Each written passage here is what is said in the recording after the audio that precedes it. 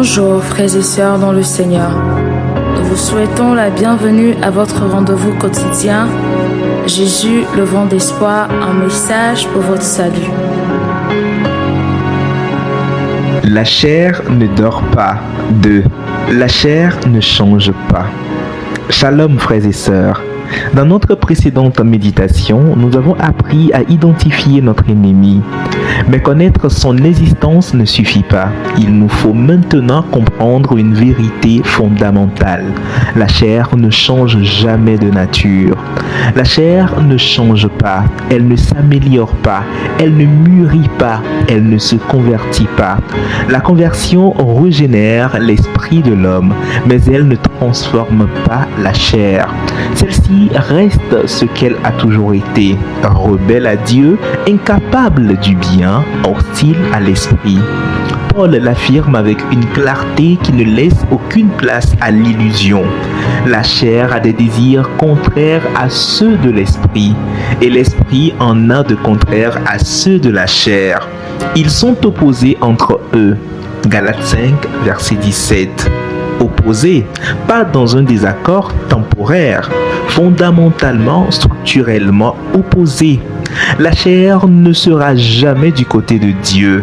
Et Jérémie avait déjà posé ce diagnostic des siècles avant Paul.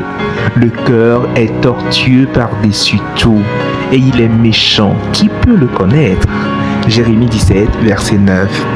Le cœur naturel de l'homme laissé à lui-même produit toujours la même chose, la torsion, le détournement, l'inclination vers ce qui est contraire à Dieu.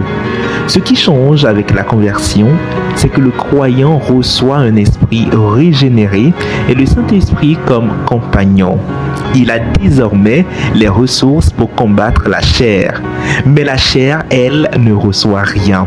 Elle reste en place avec la même puissance, les mêmes appétits, les mêmes revendications. C'est pourquoi certains croyants sont découragés après des années de foi.